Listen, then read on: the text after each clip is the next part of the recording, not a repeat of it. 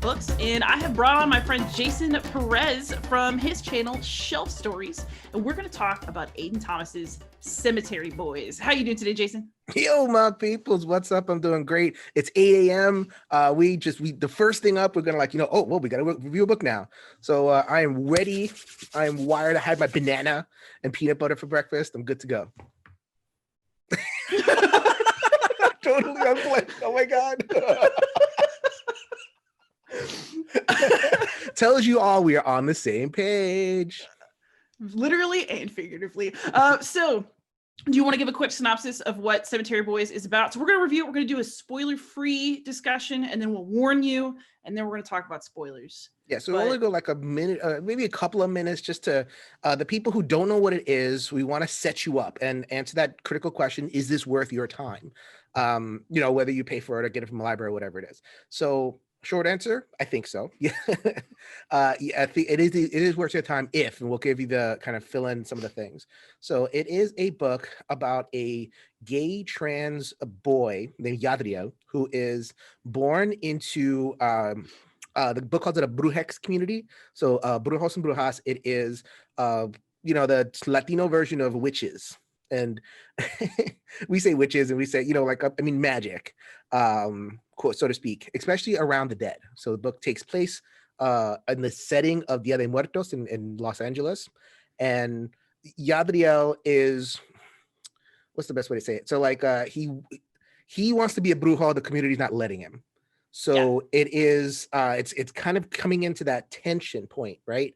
Of, how does a trans boy who looks like a girl, but is, and the family knows him as a girl, but now he self-identifies as a boy. He does all the, in terms of his dress, in terms of his self-identification, all the kind of things.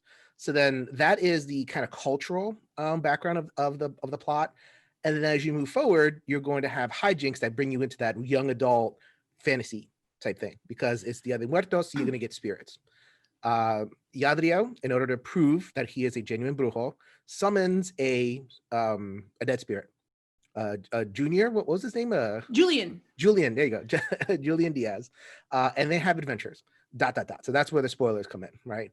So you have the cultural piece. You have some transgender pieces as well. You also have just meat and potatoes, young adult kind of adventure with some supernatural elements as well. So you're going to get a lot of layers with this thing. Yeah, I'd say that's about right. One thing I really like about this book in particular is that, so I do want to point out that, so Yadriel's struggle as a trans man is part of the story, yes, but it's not really the defining aspect of who he is. And I think that that's what makes this book special and makes it worth your time, either because you want to read some YA that's actually representative, or if you want to give somebody else the experience of reading YA that is representative. Because, Yadriel has, different aspects of his identity that he's dealing with, but the plot of the book is really about his adventures with and growing connection with Julian and a mystery of a disappeared brujo in his family. So, I think that the book is certainly worth your time in the sense that we need more stories like this to exist. And this is a good one. It's very well written. The writing's very warm. The world is very nicely created. Right. And Jason, I'm sure you can say more about that part. So I am Puerto Rican. I am not a Mexican person. So I don't have Dia de Muertos in my culture. However, I do have abuelitas who throw chanclas whenever you're bad. I do have multi-generational family. Like there's so many of the Latino culture that I know, that I'm familiar with in this book. And it is so woven in, and it is so warm and sensitive. And I really dug it. There was so many moments where I was like, yeah, see, they got that right. That feels so good. I think that's my favorite book. The favorite part about this book, it is a book with a trans protagonist, but it is not a trans book, so to speak. It's not hitting you in the head with the issues that trans people face. It has that. It absolutely has that. And I love that they baked it into the fact that this is a cultural clash, right? So Latino culture is gendered and there's no going around that. And they explore that really in a really smart, sensitive way. And they don't lose the plot either. At a certain point, you kind of forget. that this is, and you just kind of along for the, a young adult ride of, trying to help this spirit try to reconnect, try to find family, the things that brujos do in order to help spirits move on to the next plane. So I really, really appreciate that. So the two things, my favorite parts: one, a very warmly drawn, authentic feeling world, and two, it is very sensitive to trans issues, but without being a trans book, it is a book that anybody can read, even if you're not very familiar with that experience. The other aspect that I liked about it, so I'm a high school teacher and I think about it like this. So Julian and his friends are considered sort of a wild bunch. And there's a part where, Spirit Julian hears somebody suggest that he was in a gang and he gets really upset. And the other thing I really liked about the book is the way that it drew kids on the margin as good, loving people who have really good bonds with each other. And there's no judgment of like this kind of kid, that kind of kid on a number of levels throughout the book. And I really thought that was a great touch. I think a lot of teenagers especially really found family and those friendships really important and valuable. And this book really valued them. Right. In Spanish, we call it la frontera. Frontera is the borderland, the boundary. And there's a growing body of Spanish literature, not just in fiction, but in nonfiction, in all these places, of exploring la frontera, which is the forgotten people, marginalized people. That is unfortunately a Latino experience in our area, where we can be often marginalized, whether it's an immigrant farm worker or whether it's trans people or any kind of different experience of not fitting in and being on the margin and being at risk of slipping down. But we're beautiful people anyway there. I love that you said that. I didn't click for me until you said that it's a wonderful exploration of the boundary people, and not making assumptions that they're like all hard scrabbling. Yes, they are, but there's also heart there. There's also room for people to be compassionate. And the book definitely explores those themes as well. Absolutely. Okay, so we've talked about what we liked about the book. It's got just so many good things to appreciate about it. But without giving too much away before our spoilers, it is very much a YA novel that the plot. In my opinion, the plot has a few pitfalls, especially at the end. There are some moments that are a little bit cavity-inducingly saccharine, and things work out a little too pretty for my taste, and that's what I'll say. Anybody who's read a lot, I haven't read a ton of YA, but I've read my share, and there's some tropes that come up. There's like the adult bad guy, the teen romance and hormones flowing over. Like, you're gonna get all that, and it's a little bit strange to see a book that's an exploration of such a not talked about a lot experience, but in the frame of something you've experienced for many, many books, which is the plot of a young adult novel. Again, there's too much good stuff here to not want to read this, but we did want to just flag that you may just kind of like roll your eyes at some point, or maybe not. Maybe you love the romance and the hormones chasing and the adventure. Maybe you'll love all that. Right. It just depends on how jaded and old you are. Yeah, in your heart. We are jaded and old. But before we move into the spoiler aspect of this, I mean, I'll let you sum up after me, since we'll transition. But I think it's a really good book. I think it's worth your time. I think if you're going to read a YA book this year, that's a very strong contender for the one that you would choose. So read more than one. Read more than one. A YA book. You have what, like 10 days left this year? This book did not take a long time.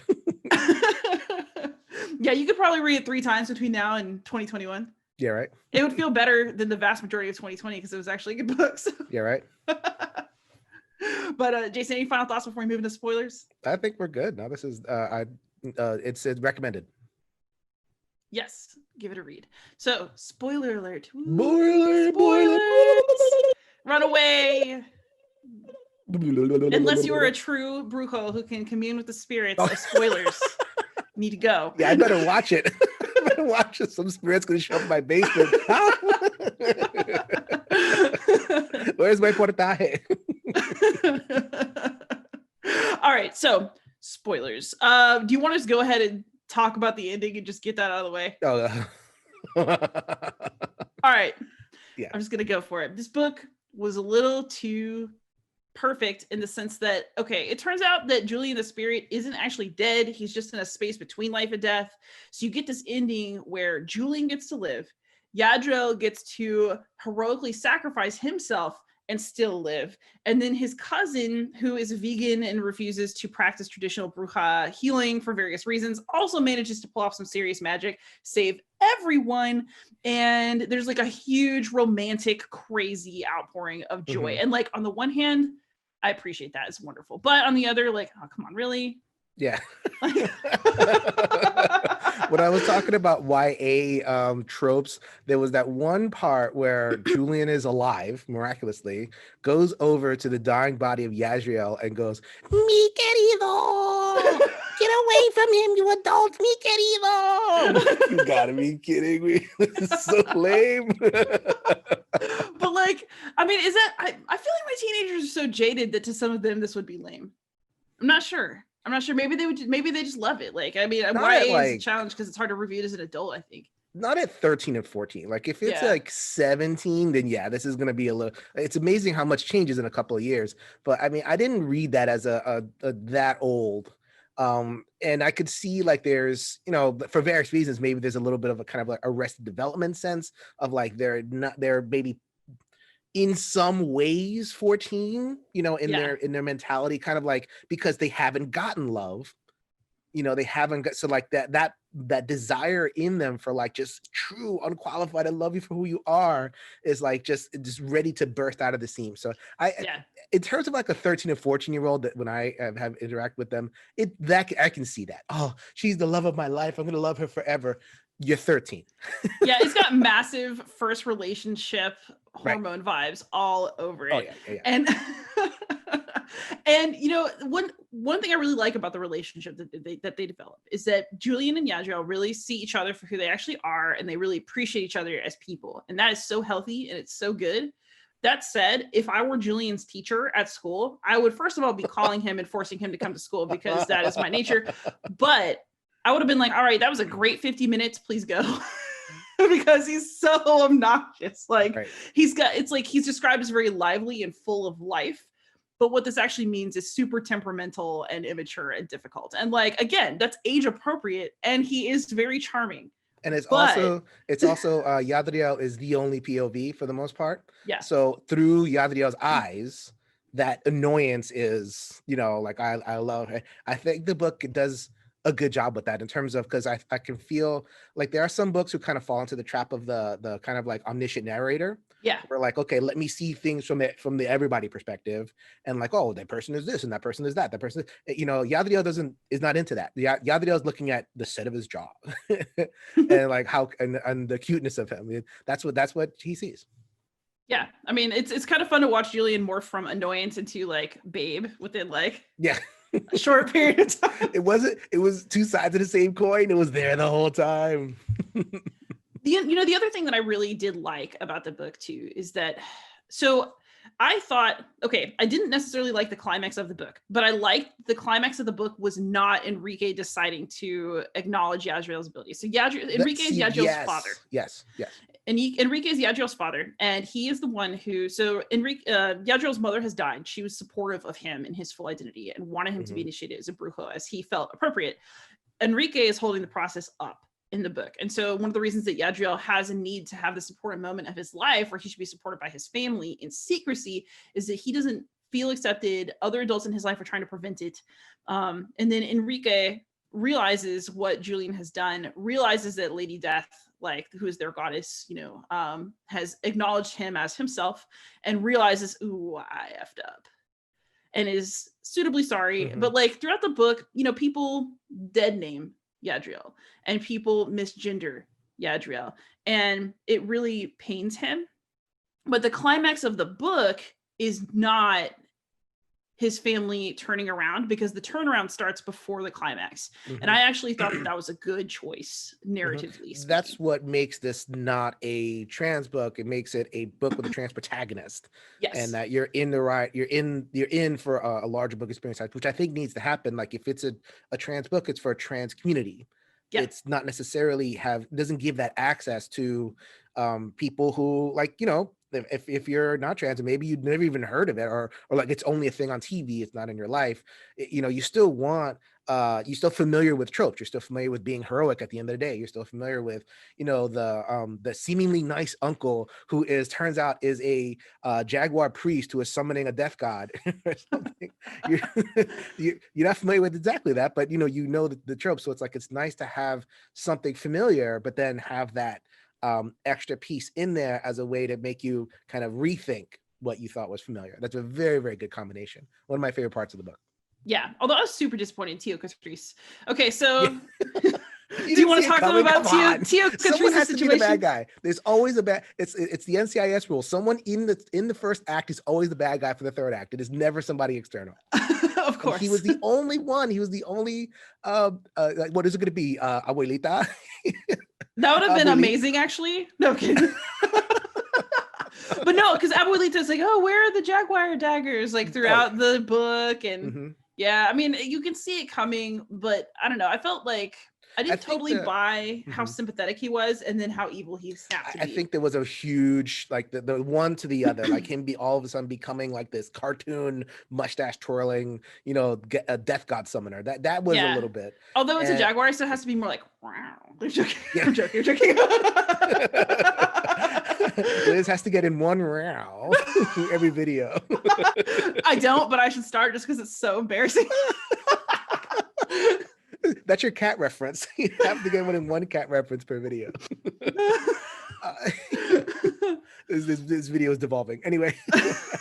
Well, I mean, I think that you're exactly right. That whole thing of like, you know, he becomes Tio Catrice becomes just, it's a cartoon. And it was almost hard to follow. As I was reading it, it was almost hard to follow. It's like, okay, this guy is like, he's a Scooby-Doo buffoon now, you know, where before he was this warm person. And I don't know, that was a little bit disappointing, but that goes to the ending. We can, you know, I think that there's better parts of the book to talk about. Absolutely. So, you know, we talked about family acceptance before and warmth of writing. And I do think that for me, really the heart of the book is how Yadriel draws his identity from his family and also has an identity in conflict with his family. And for me, that is really the best part. Sure. Because, like, you know, he's kissing his grandmother on the cheek, you know, and Abuelita is asking him to go up in the rafters and get stuff. And then Abuelita is calling him Miji, you know, mija, and it's like, no, like, don't do that. Don't do that. And, you know, I think that's just done so well. Yeah. So well. Okay. Anything else in terms of spoilers that we have to, or the spoiler section we have to say? I will say that, like, while I understand I felt like the romance plot line really took over towards the end, like that last day on Earth with Julian, with like the car and like the ghost kiss and just. And playing the reggaeton, there was a soundtrack. It was set up as a movie. Yeah, I would watch this though. As a movie. I would 100% watch the Cemetary Boys miniseries. That would be adorable, actually. I don't know about a miniseries. I'll go a movie. I think this one. I think you get this one in a movie. Not every series has to be a miniseries. I know. I just I don't know. I feel like my students would really appreciate something like this. You know, and it should exist. There should be more books like this, just perhaps with less twee plot lines. So the other thing that we were going to talk about is, and I don't really have a big say in this, you know, in English, I still work on saying, hey, you guys, and I know that that's gendered language, and I'm trying to work that out.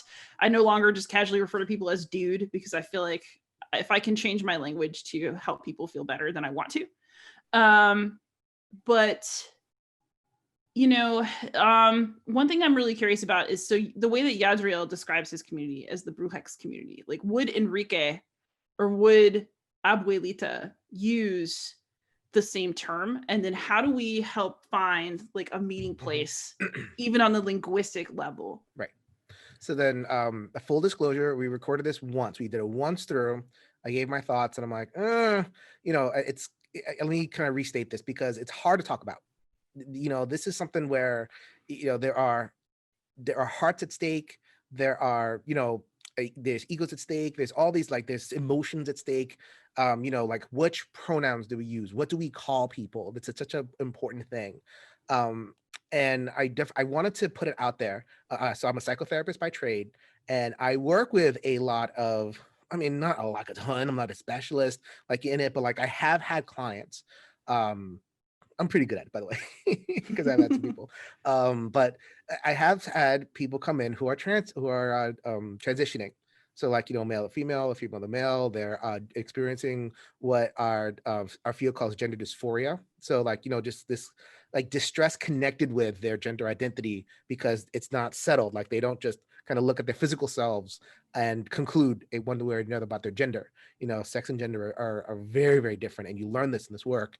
And I have a lot of love for that situation because it'd be very, very painful to kind of go through family dynamics. I want to say all that. I have so much love for trans people, trans individuals, and trans community. Um, I want to put that out there as a context for I want to like look at language, and I want to look at how the book and that larger community uses a phrase like Latinx and uses a phrase like brutex, and using that X construction to kind of say, okay, Latino, Latina, or we're going to call this Latinx so that we can, cover the bases, so to speak. And that's an intentional choice. The Liz linked me a review of this book, and it was from a trans perspective, I believe. And there was this quote there, and I wanted to kind of reflect the quote. So the quote is, Spanish, talking about the language, is an arbitrarily gendered language, and it could be innocuously insidious. So yes, it can. Yeah, language can do violence, and like having to fit in the gender box can do violence, but that's not how the general community experiences their language. The general community experiences their language as, freeing, like it's makes sense to people in the community to, divide the world into male and female. Dios en el cielo, that's the person that did it. It was not arbitrary. This is cultural, religious, tradition that has been handed to us. And to be told from the outside that that my culture is arbitrary, my culture does damage, even if it's from a what do I want to say? A depressed person and the trans community are from a depressed perspective. So I can get that. It's like, okay, you look, this is oppressive to me. Stop that. But the people, we're talking the abuelitos and the abuelitas, they don't experience that yet. And so to refer to that community, the larger community, the non, trans and non-trans, as Latinx is difficult. It raises difficulties for me. And that is, again, that is not to say that I have anything against trans individuals, all the love in the world. It's just, I feel like we need to have a larger conversation so that we have more larger communal buy-in as to what words work and what words don't. So I hope that expresses what I'm trying to say. I think that that's actually probably a conversation that's happening across a lot of languages because Spanish is not the only gendered language. So as a Latin teacher, one thing that a lot of Latin teachers, at least the ones who care, do is, we're all in the middle of a big argument, and like including students, right, about what kind of pronouns we can assign to people who don't want the pronouns that you would assume they would have based on the circumstances of their birth. And so we are dealing with because Latin has 3 genders actually, so you can have masculine, feminine, and neuter, and you're not going to put a bunch of people who are non-binary into the neuter category. That's rude. Yeah, they're not weird. blenders. They're not. No. And it's very difficult, I think, to choose, and because of the way that Latin works, it's a little bit harder to just throw, in English you can just throw they on and just treat they as singular. And I know that people have arguments about that, but honestly, they singular has been in use for a long time, and I don't see why it shouldn't just be in more use. It's an easy switch. But because in Latin everything is kind of gendered, and also the number matters, so if you have a they pronoun, you're also going to have a different verb ending, and you're going to have a different we're still working that out as a community, what to do, and we're going to get there. I hope, but it's a community in progress. And it's an open question of who is doing the working out, right? So in my community, I work as a psychotherapist and social worker in the community. So I'm not just kind of theorizing about this stuff. This is stuff that I live every single day. There are folks that I work with who feel like a term like Latinx is a woke white liberal thing. It is a bunch of academics telling me what I should talk, how I should talk. And that, that our community, and every community, like, the Black community and the Indian community and all, they experience, that's what kind of quote unquote white supremacy is all about. White supremacy is a bunch of white people telling me what to say and how to think, right? And so that doesn't make sense to somebody in a oppressed situation. It's like, no, I'm trying to attain liberation here. I'm trying to address subtle microaggressions here. But from that's what, that oppressed person is saying. But what the community is hearing is, you tell me what to think and you tell me what to say. And that doesn't sound like a word that I would say. I'm going to keep on calling myself Latino and Latina. And so, and once again, I have to be very careful with this. This is not meant to like be a judgment. It's not meant to kind of say anybody's doing anything wrong. It's just a question of tactics and strategy. It's a question of like, let's really come together and have like, and have those conversations over a while. An oppressed person does not want to hear that. They want things to happen now because oppression has continued to happen. But you're talking about a larger community who they are not participating consciously in power dynamics. They're going along with what their culture has given them. And there is also a culture of, well, where is this coming from? Is this really coming from you? Or is this coming from academia? Or is this coming from white, woke, liberal, quote unquote, like tell me what to do and say? And I'm sensitive to that. I actually don't know. Who did coin the term? It came from academics, and like the trans community kind of adopted that, but it's originally in like a postmodern context. So like, does anybody out there know who Jacques Derrida is? Yes, I guess. I just don't know how to read it up. Whoever's watching it. But it's you talk about that postmodern, the questioning of language that happened in the 50s and 60s and 70s in the academia, and then it's a hop, skip, and a jump to look at culture through that lens, to look at culture as socially constructed, and to look at language as morphable and changeable. And I love all that. That's fantastic stuff. But how does the morphing happen, and who is doing the morphing, and what are the intentions of the morphing, and then what are the unintended effects of the morphing? That's all kind of playing out too. Right. It's Latinx, that one's, I don't know, like I don't know a lot of Spanish words that end in X. And now that is the word to which we are going to call our whole community. It's for a very noble goal. It's for a very noble goal of inclusion, but I think the whole community, I think we need to have a moment of the whole community accepting it, as opposed to and like kind of stripping out any kind of suspected power dynamic from it. So interesting. So I have no cultural place from which I can comment on that. Right. I do know that we have, all I can think about is English, where you have Mr. and Ms. and now Mix is sometimes appearing as a form of address. I just avoided the whole thing and became doctor. Yeah.